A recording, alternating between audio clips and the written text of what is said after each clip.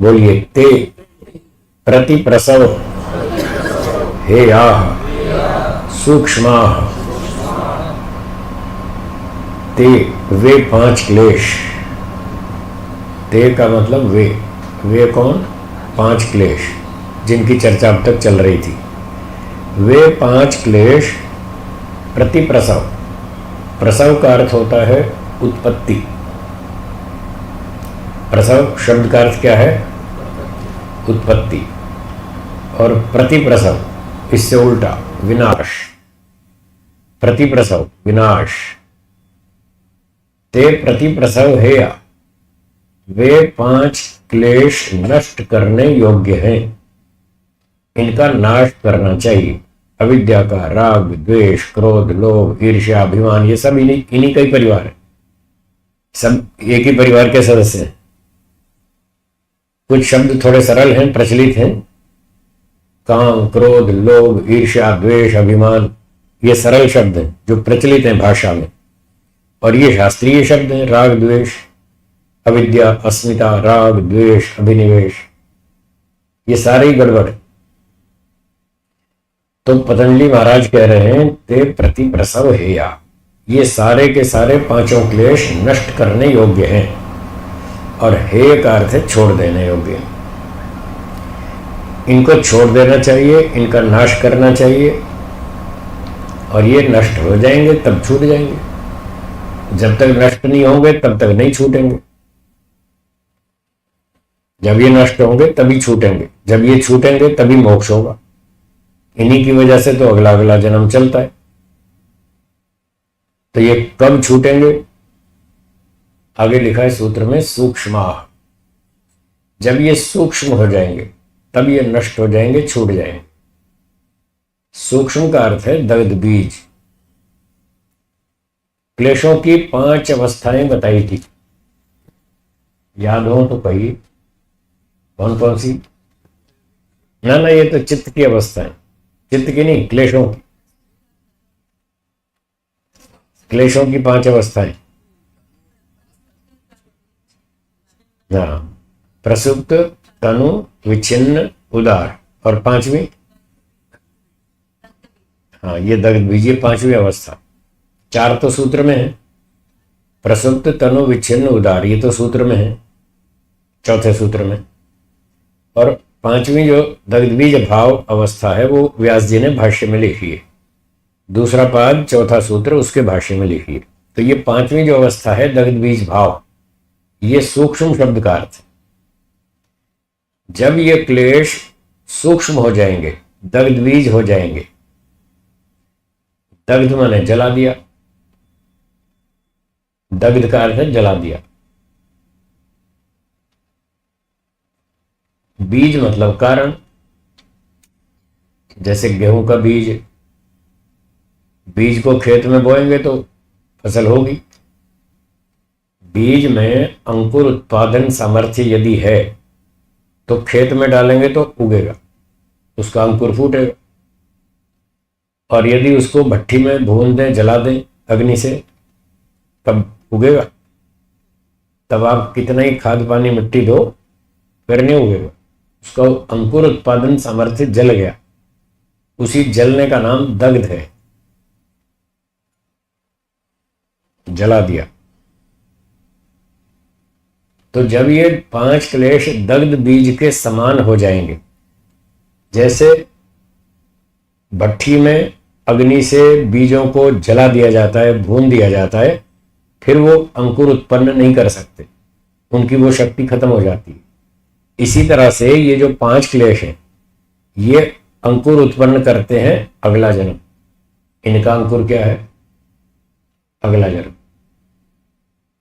और अगर इन क्लेशों को भी जला दिया जाए, जैसे गेहूं चने के बीज जला दिए, तो वो खेत में अंकुर पैदा नहीं कर सकते।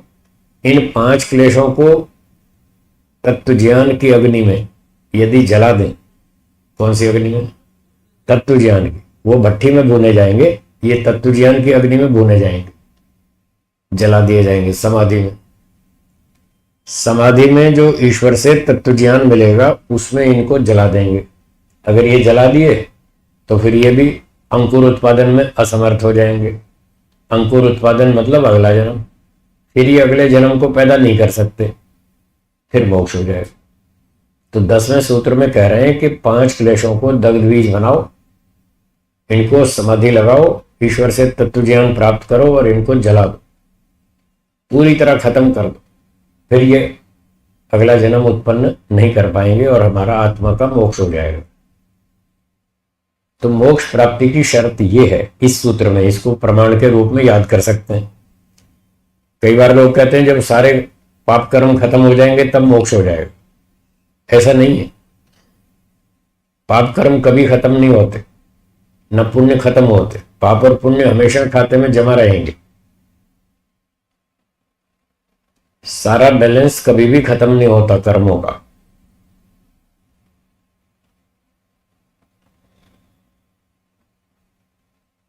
आप एक महीने में जितने पैसे कमाते हैं क्या सारे खर्च कर देते हैं या कुछ बचाते हैं?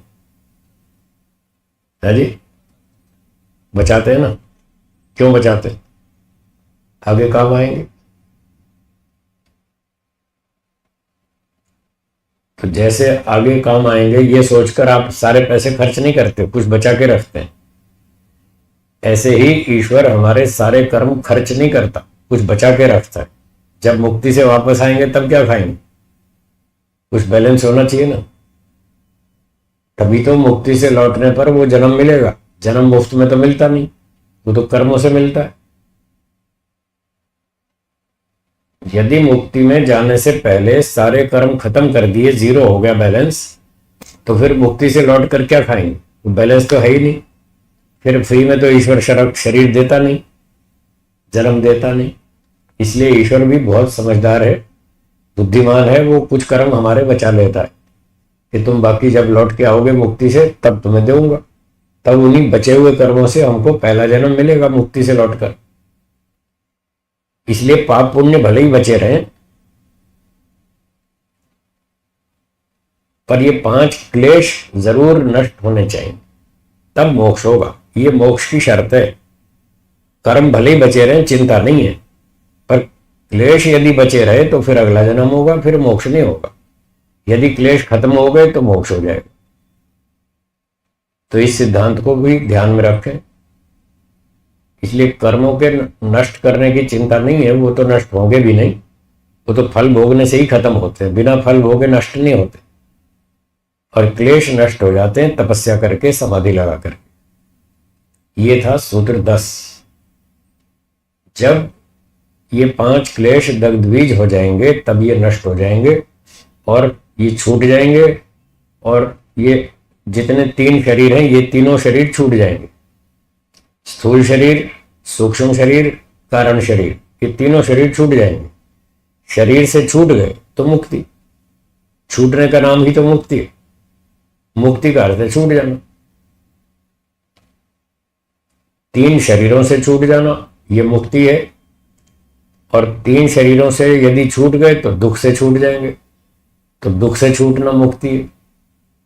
कहने का तरीका है, चाहे आप यूं कह दो 3 शरीरों से छूट गए, इसका नाम मुक्ति है, चाहे यूं कह दो कि सारे दुखों से छूट गए, इसका नाम मुक्ति है। एक ही बात।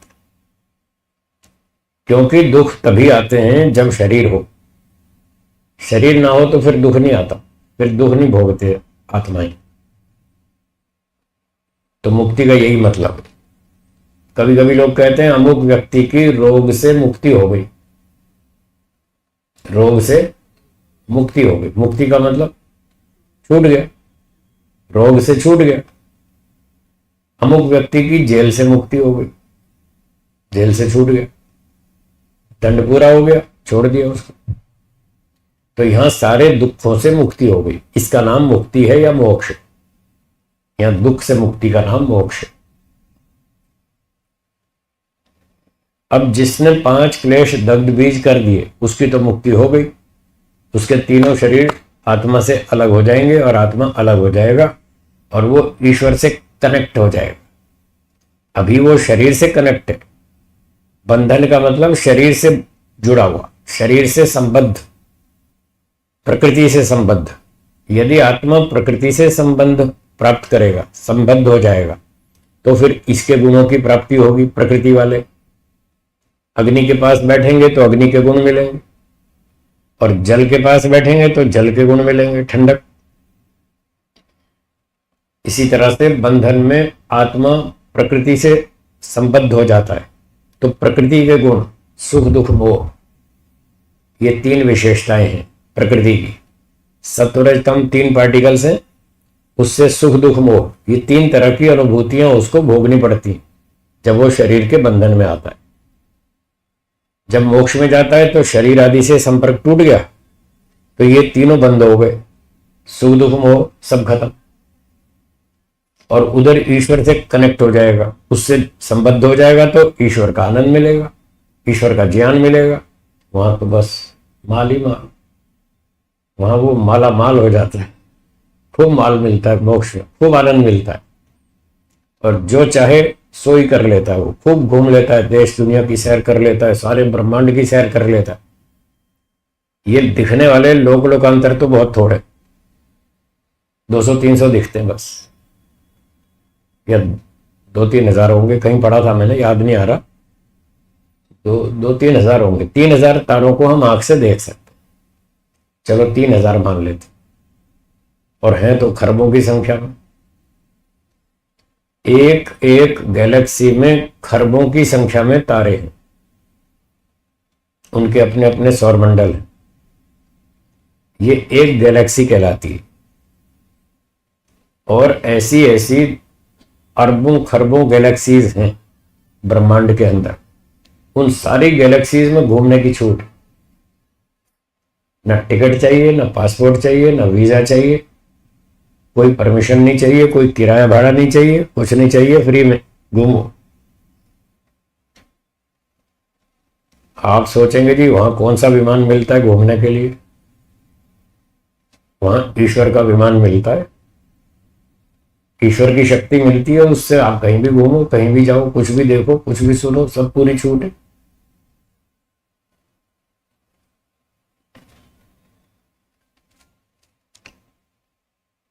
ये सब कैसे पता चलता है कि मोक्ष में ये सब होता है? 9वें समुल्लास में लिखा हुआ, हिंदी में आप भी पढ़ सकते हैं।